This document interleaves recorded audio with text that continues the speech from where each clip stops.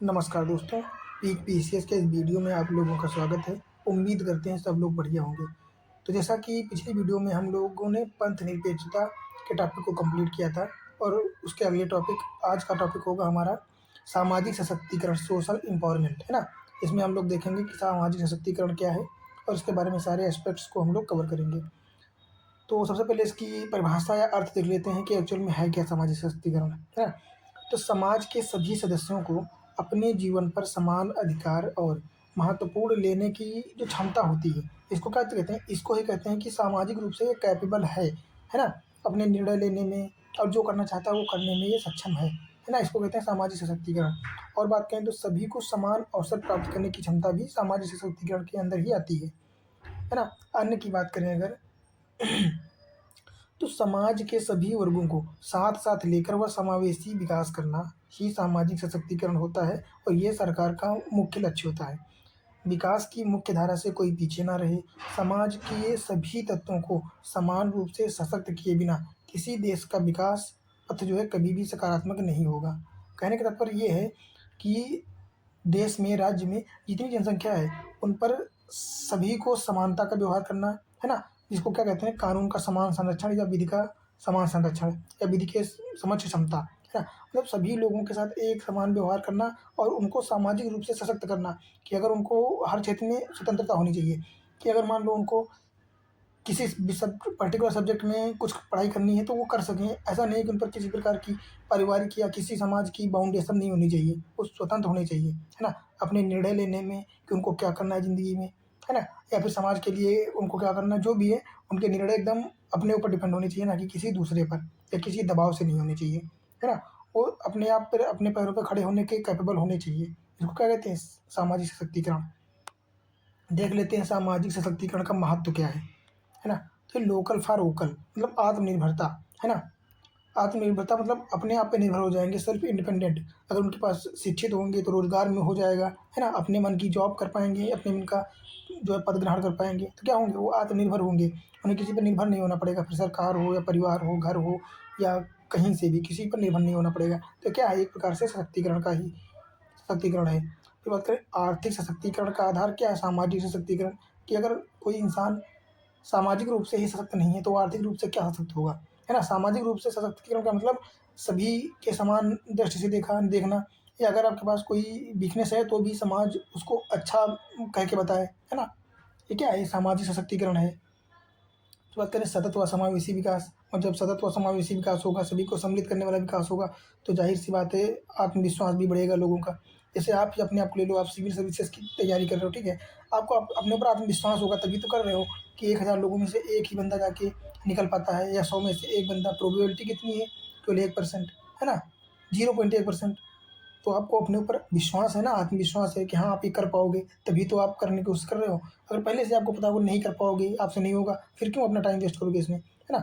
तो समावेशी सतत विकास का सबसे सामाजिक सशक्तिकरण का एक बहुत ही बढ़िया पहलू ये है आत्मविश्वास, है ना? जब तक आत्मविश्वास नहीं होगा तब तक आदमी क्या ही कर पाएगा। फिर अगला बात करें लैंगिक समानता व महिला सशक्तिकरण को बढ़ावा देना। ये किसका? ये भी सामाजिक सशक्तिकरण का ही बढ़ावा देने का कार्य है। सामाजिक हिंसा को कम से कम करना, जवाबदेही व पारदर्शिता को बढ़ावा देना, है ना? जवाबदेही पारदर्शिता का मतलब क्या है कि मान लो कोई अधिकारी है, पुलिस अधिकारी है, तो बिना किसी प्रकार का घूस लिए या बिना किसी प्रकार की असमानता किए लोगों के साथ समान व्यवहार करना, है ना? टाइम पर सेवाएँ प्रदान करना, है ना? जो उनका काम है उसको ईमानदारी के साथ, इंटीग्रिटी के साथ करना, है ना? और देखना कि कौन गरीब परिवार से आ रहा है, कौन किस लेवल में है, जो जिस लेवल में हो उसके साथ उस प्रकार की मदद करना, है ना? अमीरों की बजाय गरीबों पर ज़्यादा ध्यान देना, ये सारी चीज़ें क्या है? ये ट्रांसपेरेंसी है ना? जितना काम करें, सिटीज़न चार्टर बनाए रखना, है ना? कि किस प्रकार से आप उनकी मदद कर सकते हो। ये सारी चीज़ें क्या है? ये जवाबदेही और पारदर्शिता को जो है बढ़ावा देती हैं, जो कि आगे एक समाज को सशक्त करने में महत्वपूर्ण भूमिका निभाती हैं। अगला बात करें दिव्यांगजनों को विकास के सभी पहलुओं का लाभ प्रदान करना, है ना? और इनको आरक्षण प्रदान भी करना। मान लो इनके पास किसी प्रकार की डिसएबिलिटी है ना? या किसी प्रकार से दिव्यांग हैं, ये वो उस कार्य को करने में सक्षम नहीं है अन्य लोगों की अपेक्षा, तो अन्य लोगों की अपेक्षा इन पर ज़्यादा ध्यान देना चाहिए। तो ऐसे में क्या? ऐसे में समानता की बजाय समता पर ध्यान देना चाहिए, है ना? समानता और समता की बात करें तो समानता-समता में अंतर ये होता है कि मान लो कि ये आपका क्रिकेट का मैच है या मान लो बैडमिंटन का कैप है, यहाँ पे 2 लगे हैं क्या? मान लो तो यहाँ पे ये 2 हैं गोल करने वाले, ठीक है, फुटबॉल से, और इनकी हाइट कितनी है? ये 10 मीटर समझ लो है, तो ये भी 10 मीटर है, ठीक है। पर मान लो यहाँ पे एक बंदा है जो डिसेबल है, इसकी हाइट कितनी है? इसकी 2 मीटर हाइट है, ठीक है। ये 10 मीटर है और ये 2 मीटर है, और इनके लिए क्या है? इसकी हाइट है 6 मीटर, ठीक है, 6 मीटर मान लो, तो इनमें 4 मीटर का अंतर है। तो समता का मतलब ये है कि अगर इस बंदे की हाइट सिर और इस गोल के बीच में अगर 4 मीटर का गैप है, तो इन दोनों के बीच में 4 मीटर का गैप ही होना चाहिए, ना कि इनके बीच में 4 और इनके बीच में 8, है ना? इनकी हाइट से मैटर नहीं करना चाहिए। तो इस प्रकार जो है सशक्त करना लोगों को, है ना? उनकी मदद करना, यह क्या हो जाएगा? ये सामाजिक सशक्तिकरण को बढ़ावा देता है। फिर अगला बताते हैं, कनेक्टिविटी व आधारभूत ढांचा तथा विकास को बढ़ावा देना। जब कनेक्टिविटी बढ़ेगी, लोगों तक जानकारी पहुँचेगी, मान लो नेटवर्किंग होगी, तो सोशल मीडिया एक्टिव कर पाएँगे, है ना? चीज़ों को जान पाएँगे, तो क्या है, ये भी सशक्त बनाएगा। अगर बात करें संवैधानिक मूल्यों व लक्ष्यों की प्राप्ति, है ना? संविधान में जो मूल्य दिए गए हैं, उनको ध्यान में रखते हुए लोगों को सेवाएँ प्रदान करना, उनकी जानकारी प्रदान करना, है ना? फिर क्या है, मानवाधिकारों की रक्षा व अल्पसंख्यकों का विकास करना, है ना? अल्पसंख्यकों पर थोड़ा-सा ज़्यादा ध्यान देना, है ना? और मानव की अधिकारों की रक्षा करना, उनके साथ समानता के व्यवहार करना, स्वतंत्रता प्रदान करना, है ना? सबका साथ सबका विकास, किसी एक पर ध्यान न देना। तो ये सारी चीज़ें क्या है, ये सामाजिक सशक्तिकरण का महत्व है। अब हम लोग बात करेंगे सामाजिक सशक्तिकरण जो है, इसके समक्ष कौन-कौन सी ऐसी बाधाएँ हैं, कौन-कौन सी चुनौतियाँ आती हैं। तो संसाधनों का असमान वितरण, है ना? मान लो भारत में 28 राज्य और 8 केंद्र शासित प्रदेश हैं, तो यहाँ पे सभी सभी क्षेत्रों में हर प्रकार के संसाधन एक समान नहीं हो सकते हैं, नहीं पहुँचाए जा सकते हैं और ना ही हैं, है ना? तो संसाधनों का असमान वितरण जो है, ये एक प्रकार से बाधा उत्पन्न करता है। क्योंकि मान लो छत्तीसगढ़, झारखंड, यहाँ पे क्या है, यहाँ पे मिनरल एरिया, खनिज तत्व बहुत ज़्यादा मात्रा में पाए जाते हैं, ठीक है? फिर राजस्थान होगा, थोड़े बहुत पाए जाते हैं। पर अगर बात करें गंगा का उत्तरी मैदान, यहाँ पे खनिज संसाधन बिल्कुल कम पाए जाते हैं, है ना? तो यहाँ पर असमानता हो गई। पर उसी हिसाब से यहाँ पे देखें तो यहाँ पे गंग नदियों से आने वाली अच्छी मिट्टी है, जलोढ़ मिट्टी है, तो यहाँ पे क्या है, फसल बहुत अच्छी होती है ना? पर इनकी अपेक्षा अगर बात करें छत्तीसगढ़, झारखंड या राजस्थान का मरुस्थलीय क्षेत्र, तो वहाँ पे उतनी अच्छी मिट्टी नहीं है, तो वहाँ पे कृषि कम होती है ना? तो एक प्रकार से एक दूसरे के प्रति जो है क्या है, कमियाँ हैं, वहाँ पे कुछ है तो वहाँ पे कुछ है, तो संसाधनों का असमान वितरण है। पर अगर बात करें अन्य क्षेत्रों की, जैसे सिक्किम हो गया या नॉर्थ ईस्ट की स्टेट देख लें, तो वहाँ पे ना तो बहुत ज़्यादा खनिज हैं और ना ही इतनी अच्छी मिट्टी है और ना ही वहाँ पे जो है मैदानी क्षेत्र है। वहाँ पे क्या है, यहाँ पे ऊँची-नीची भूमियाँ हैं, पहाड़ी इलाके हैं, तो वहाँ पे ना तो कोई खनिज तत्व ज़्यादा होते हैं और ना ही अच्छी मिट्टी हो पाती है जो कि अच्छी फसल हो सके। तो क्या है, वो वहाँ पे असमान वितरण होता है। तो इस प्रकार जो है असमानता बनी हुई है। फिर अगला पॉइंट देखें तो विकास संबंधी क्षेत्रीय असमानताएँ, है ना? विकास के क्षेत्र में भी जो है क्षेत्रीय असमानताएँ हैं, क्योंकि विकास ज़्यादा वहीं पे होगा जहाँ पर उन चीज़ों की इंडस्ट्रीज़ होंगी, है ना? मान लो जहाँ पे खनिज संसाधन ज़्यादा पाए जाते हैं, वहाँ पे उन खनिजों के लिए ज़्यादातर उद्योग धंधे होंगे, वहाँ पे कंपनियाँ बड़ी-बड़ी लगेंगी, और जब कंपनियाँ लगेंगी तो वहाँ पर काम करने के लिए रोज़गार बढ़ेंगे, लोगों की जो है आवश्यकता होगी, है ना? तो वहाँ पे लोगों की आय बढ़ेगी, आय से उनका घर परिवार बेहतर तरीके से मैनेज हो पाएगा। तो क्या है, वहाँ पे विकास अच्छा होगा, वहाँ पे शहरीकरण ज़्यादा हो जाएगा, जल्दी हो जाएगा। जैसे चेन्नई ले लेते हैं, तमिलनाडु ले लेते हैं, मुंबई ले लेते हैं, दिल्ली ले लेते हैं, है ना? लखनऊ हो गया, नोएडा हो गया, है ना? उत्तर में जब हिमाचल प्रदेश की बात करें तो वहाँ भी है, उत्तराखंड में कुछ एरिया है ना? तो इस प्रकार हो जाएँगे।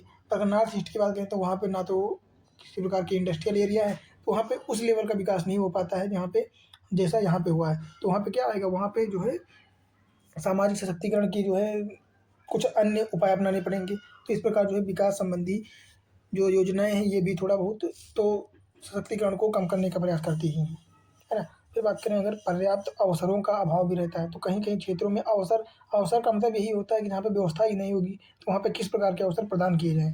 तो वहाँ पे अवसर भी नहीं हो पाते हैं, इसलिए थोड़ा-सा क्या रहता है, सामाजिक सशक्तिकरण की कमी रहती है। और भ्रष्टाचार तो सबसे बड़ा कारण है, ये तो सभी को पता है।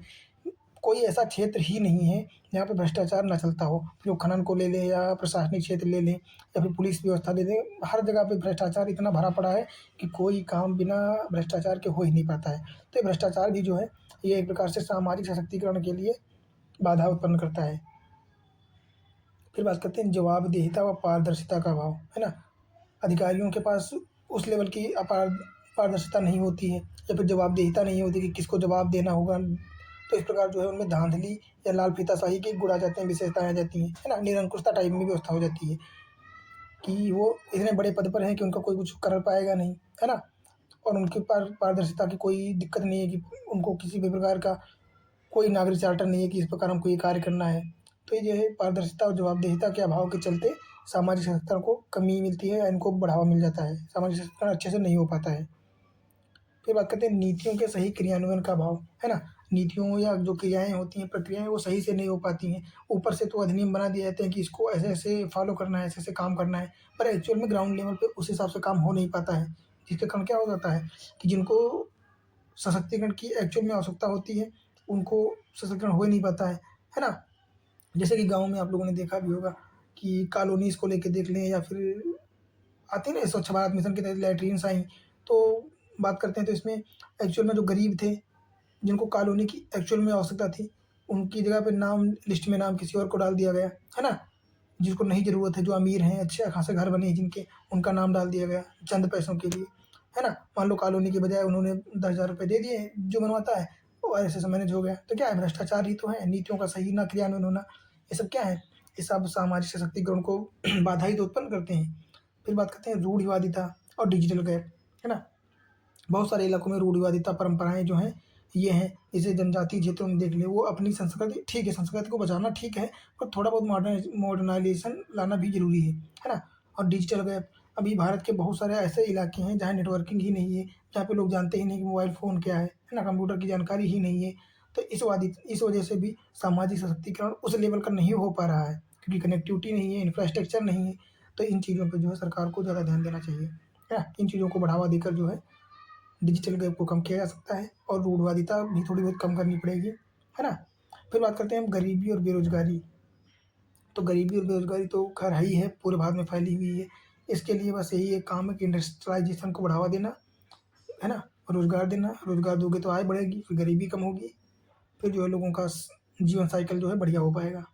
फिर बात करते हैं कमज़ोर आधारभूत ढांचा, है ना? इंफ्रास्ट्रक्चर भी कम है। मान लो भारत के में कुछ ही इलाके हैं जहाँ पे अच्छा इंफ्रास्ट्रक्चर है, कुछ शहरी इलाके में, है ना? मेट्रोपॉलिटन एरिया, जैसे चेन्नई हो गया तमिलनाडु का, आंध्र प्रदेश का विशाखापत्तनम हो गया, कोलकाता पश्चिम बंगाल हो गया, है ना? मुंबई हो गया, है ना? और बात करें दिल्ली हो गया, ग्रेटर नोएडा हो गया, है ना? ये इलाके ऐसे हैं, गुजरात का अहमदाबाद हो गया, है ना? राजस्थान का कोटा हो गया, ये ऐसे इलाके हैं जहाँ पे थोड़ा बहुत इंडस्ट्री है और वहाँ पे रोड हो गया, कनेक्टिविटी अच्छी इंफ्रास्ट्रक्चर भी है। पर बात करें बहुत सारे ऐसे इलाके हैं जहाँ पे कनेक्टिविटी या इंफ्रास्ट्रक्चर इतना अच्छा नहीं है। जैसे देख लेते हैं नॉर्थ ईस्ट के नागालैंड, मेघालय, मणिपुर, है ना? छत्तीसगढ़, झारखंड हो गया और इधर उड़ीसा में खैर थोड़ा बहुत है। बाकी कुछ एरिया उत्तर प्रदेश के हैं, बिहार के कुछ एरिया हो गए, वहाँ पे कनेक्टिविटी ही नहीं है, वहाँ पे बढ़िया रोड नहीं है। जब रोड नहीं होगा तो एक जगह से दूसरी जगह पे सामान लाने ले जाने में प्रॉब्लम होगी, है ना? इससे क्या होगा, इससे फूड प्रोसेसिंग इंडस्ट्रीज़ जो है वो भी बीच पीछे हो जाती हैं, जहाँ पे लोग इन्वेस्ट करने को राज़ी होते हैं पर इंफ्रास्ट्रक्चर के चलते नहीं कर पाते हैं। तो क्या होता है, पिछड़ापन आता चला जाता है। इस प्रकार जो कमज़ोर इंफ्रास्ट्रक्चर भी सामाजिक सशक्तिकरण के लिए बहुत बड़ी बाधा है, चुनौती है ना? इसको बेहतर करना चाहिए, इस पे ज़्यादा ध्यान देना चाहिए। नेटवर्किंग और कनेक्टिविटी को बढ़ावा देना चाहिए सरकार को, या है ना, कंपनियों को। फिर अब बात करते हैं हम लोग सामाजिक सशक्तिकरण के प्रयास व कदम, कि सरकार ने किस प्रकार जो है सामाजिक सशक्तिकरण के लिए अलग-अलग क्षेत्र के लिए अलग-अलग युवाओं या दिव्यांगजन महिलाओं, अलग-अलग लोगों के लिए अलग-अलग किस प्रकार की जो है योजनाएँ चलाई हैं सामाजिक सशक्तिकरण करने के लिए, कौन-कौन से कदम उठाए हैं, प्रयास किए हैं। देखते हैं हम लोग। सबसे पहले देखेंगे हम लोग महिला सशक्तिकरण के लिए ना, कि महिला सशक्तिकरण के लिए कौन-कौन से कदम उठाए गए हैं, उपाय करे गए हैं। सबसे पहले बात करते हैं प्रधानमंत्री उज्ज्वला योजना, है ना? प्रधानमंत्री उज्ज्वला योजना के तहत क्या किया गया है, इसमें महिलाओं के नाम पर गैस सिलेंडर प्रदान किया गया है ना? वो भी गैस सब्सिडी के माध्यम से, है ना? कि गैस भराओगे आप, तो अगर मान लो कुछ सब्सिडी दी जाएगी 20% 25% जो भी है, सब्सिडी दी जाएगी। मान लो 1000 की गैस भरी, तो उसमें अगर 25% सब्सिडी है तो ₹250 में आपकी छूट हो जाएगी ना, 750 का पड़ेगा आपका सिलेंडर। तो फ्री में जो है सभी को एक-एक सिलेंडर दिया गया महिलाओं को, जो उसके लायक थे ना, बीपीएल से नीचे, है ना? और एक योजना चलाई कि बेटी बचाओ बेटी पढ़ाओ, है ना? इसमें लड़कियों को पढ़ाने के लिए सरकारी स्कूलों या अन्य क्षेत्रों में व्यवस्था करी गई है, फ्री में निःशुल्क शिक्षा के लिए। अगर बात करें निःशुल्क शिक्षा, तो भारतीय संविधान में भी शामिल किया गया है, जैसे आर्टिकल 21 एक हो गया है ना, 21 एक, उसमें निःशुल्क शिक्षा 6 से 14 वर्ष की बालिकाओं के लिए है ना? और बात करें डीपीएसपी में भी आर्टिकल 45 में 0 से 6 वर्ष तक की महिला लड़कियों के लिए व्यवस्था करी गई है निःशुल्क और अनिवार्य शिक्षा। फिर मौलिक कर्तव्यों की बात करें तो वहाँ भी आर्टिकल 51 1 के 11 भाग में दिया गया, 86वां संविधान संशोधन 2002 में जोड़ दिया गया है ना?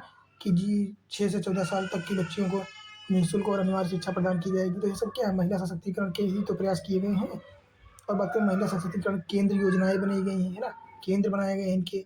फिर बात करें लैंगिक समानता को बढ़ावा देने के लिए बहुत सारे उपाय किए गए हैं, है ना? गिग इकोनॉमी, गिग वर्कर्स के लिए व्यवस्था की गई है। ऑनलाइन जॉब हो गए, जैसे वर्क फ्रॉम होम हो गया, ये सब क्या, ये सब महिलाओं के लिए अलग से व्यवस्था की गई है ताकि महिलाएं सेल्फ इंडिपेंडेंट हो सकें, है ना? अपने लिए आय इकट्ठा कर सकें, अच्छी शिक्षा ले सकें, अच्छा स्वास्थ्य बनाए रख सकें, अपने बच्चों को बेहतर जीवन दे सकें। फिर बात करते हैं सुकन्या समृद्धि योजना हो गया, प्रधानमंत्री जन धन योजना हो गया, है ना? स्वयं सहायता समूह, सेल्फ हेल्प ग्रुप्स के माध्यम से महिलाओं को थोड़े बहुत 10-15 हज़ार, 20 हज़ार, 50 हज़ार, 1 लाख ऐसे जो है ऋण प्रदान करना बिना किसी ऋण दर के, है ना? फिर प्रधानमंत्री कौशल विकास योजना, महिलाओं के लिए ट्रेनिंग प्रोग्राम लाए गए हैं। उनको पहले कौशल दिया जाएगा, फिर उन्हीं कौशल के माध्यम से उनको जॉब भी प्रोवाइड कराई जाएगी। ये सब क्या है, महिलाओं को सशक्तिकृत करने के लिए इतने सारी योजनाएँ चलाई गई हैं। हालाँकि यहाँ पे तो बहुत ही कम इंक्लूडेड हैं, इनके अलावा अन्य भी बहुत सारी प्रयास सरकार ने किए हैं और समय-समय पे कर रही है और आगे करेगी। तो ऐसा नहीं है कि सरकार ने कोई कदम नहीं उठाया है, सरकार ने कुछ किया नहीं, सरकार ने बहुत कुछ किया है और बहुत कुछ आगे कर भी रही है ना? इसी प्रकार अगले क्षेत्र की बात करते हैं हम लोग, देख लेते हैं दिव्यांगजन, है ना? जो किसी प्रकार से डिसेबल है ना? डिसेबल है, दिव्यांग सशक्तिकरण, इनके लिए क्या किया गया है? एक तो स्वावलंबन योजना चलाई गई है ना? दूसरा क्या हो जाएगा? दिव्यांगजन अधिकार अधिनियम 2016 भी लाया गया है, इनके लिए अलग से प्रावधान किए गए हैं इस अधिनियम में, है ना? सुगम्य भारत के माध्यम से इनके लिए बहुत सारी व्यवस्थाएँ करी गई हैं, है ना? सुगम्य पुस्तकालय हो गया, इनके माध्यम से क्या किया गया है कि जितने भी क्षेत्र हैं, फिर वो मान लो पुस्तकालय हो गया और हॉस्पिटल्स हो गए, स्कूल्स हो गए, लाइब्रेरीज़ हो गई, इनमें जो है इनके लिए अलग से स्लोप टाइप में व्यवस्था करी जाएगी। जैसे जो चलने में प्रॉब्लम का फेस करते हैं, है ना?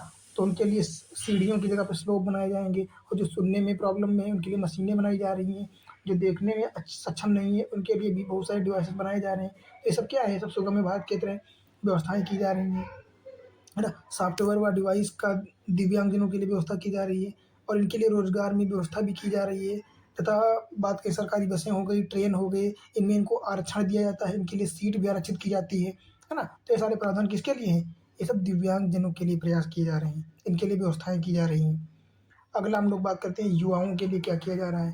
तो युवाओं के लिए क्या, नशा मुक्ति केंद्र बनाए जा रहे हैं, है ना? जो नशा में धुत हैं, नशा के एडिक्ट हो गए हैं, उनको इस चीज़ से छोड़ने के लिए व्यवस्थाएँ की जा रही हैं। शिक्षा और कौशल शिक्षा के लिए व्यवस्थाएँ की जा रही हैं, है ना? कौशल प्रदान किया जा रहा है। खेल-कूद के लिए इनको खेल के क्षेत्र में आगे बढ़ाने के लिए इंफ्रास्ट्रक्चर बनाया जा रहा है ना? ढाँचा प्रदान किया जा रहा है, व्यवस्थाएँ की जा रही हैं। फिर बात करें लैंगिक संवेदनशील मुद्दों के प्रति जागरूकता प्रदान की जा रही है ना? पहले क्या था कि लड़के-लड़के अलग, लड़कियाँ-लड़कियाँ अलग बैठती थी पढ़ती स्कूलों में, पर ऐसा अब कुछ नहीं है। अब लड़के-लड़की मिक्स बैठते हैं, क्योंकि इनके लिए इन चीज़ों की जानकारी ज़रूर होना चाहिए, है ना? लैंगिक संवेदनशीलता होनी चाहिए, एक-दूसरे की चीज़ें समझ सकें। फिर बात करें रोज़गार कार्यक्रम, है ना? इनके लिए रोज़गार की व्यवस्थाएँ की जा रही हैं। जैसे उत्तर प्रदेश सरकार ने रोज़गार संगम हो गया, है ना? संगम पोर्टल, रोज़गार पोर्टल, सरकारी जॉब.com, ये सब व्यवस्थाएँ की जा रही हैं। राष्ट्रीय युवा नीति बनाई जा रही है ना? युवाओं के लिए अलग से व्यवस्था करने के लिए। फिर बात करें राष्ट्रीय युवा सशक्तिकरण कार्यक्रम, युवाओं को सशक्त करने के कार्यक्रम चलाए जा रहे हैं। स्टार्टअप्स योजनाएँ बनाई जा रही हैं। युवाओं को बहुत ही कम ब्याज दर पर या निःशुल्क जो है, मतलब या बिना ऋण के जो है, बिना ब्याज के ऋण दिया जा रहा है ताकि वो अपना स्टार्टअप स्टार्ट कर सकें। तो ये सारी चीज़ें की जा रही हैं इन युवाओं के लिए। अगला बात करते हैं ग्रामीण सशक्तिकरण व कृषि के क्षेत्र में जो है किसानों को सशक्त करना। तो इनके लिए क्या है, प्रधानमंत्री कृषि सिंचाई योजना लाई गई है। क्या लाई गई? प्रधानमंत्री कृषि सिंचाई योजना। इसके माध्यम से किसानों को 300 यूनिट तक फ्री बिजली और मोटर लगाने के लिए, है ना, समरसेबल लगाने के लिए जो है व्यवस्था की जा रही है फ्री में, या सब्सिडी के माध्यम से। मृदा स्वास्थ्य कार्ड बनाए जा रहे हैं जिसके माध्यम से किसानों को कम पैसों में या बिल्कुल फ्री जो है अपनी मृदा की जानकारी प्राप्त हो सकेगी। उसके माध्यम से वो जिस खनिज की, जिस पोषक तत्व की कमी होगी उसको मिला कर के अपनी खेती को बेहतर कर सकते हैं, फसलें अच्छी बना सकते हैं, है ना? फिर मनरेगा हो गया, जिसके पास जो पढ़े-लिखे लोग नहीं हैं या जो गाँव में रोज़गार नहीं पा पाते हैं, उनके लिए मनरेगा व्यवस्था की गई है ना? गाँव में 100 दिन की गारंटेड रोज़गार दिया जाएगा। डिजिटल आधारभूत ढाँचा बनाया जा रहा है, जैसे भारत नेट क्या है? भारत नेट के माध्यम से पूरे देश में इंटरनेट की सुविधा प्रदान की जा रही है गाँव-गाँव तक, है ना? किसान रेल हो गया, इसके माध्यम से किसानों को पूरे भारत का जो है दर्शन कराया जाएगा, उसमें दिखाया जाएगा कि कौन-कौन से भारत के क्षेत्रों में किस प्रकार की फसलें होती हैं, किस प्रकार का माहौल है ना? ये सब हो गया। फिर बात करें प्रधानमंत्री जन धन योजना, इसके माध्यम से वित्तीय समावेशन प्रदान किया जाएगा। इसमें कुछ बीघे खेती पर डिपेंड करता है कि किसानों को 1 साल में जो है 6,000 रुपये दिया जाएगा 3 किस्तों में 2-2 हज़ार के रूप में, है ना? फिर प्रधानमंत्री ग्राम सड़क योजना, गाँव में सड़कें मजबूत की जा रही हैं, इंफ्रास्ट्रक्चर, ताकि किसानों और लोगों को आसानी हो सके। प्रधानमंत्री आवास योजना के माध्यम से गरीब लोगों को, या जो बिलो पॉवर्टी लेवल या गरीबी रेखा के नीचे हैं, उनको क्या है, उनको आवास प्रदान कर रहे हैं। हर घर नल व्यवस्था करी जा रही है, जिनके वहाँ नल नहीं है, तो टंकी से माध्यम से नल तक पानी पहुँचाया जाएगा हर घर-घर, है ना? ये सारी व्यवस्थाएँ की जा रही हैं।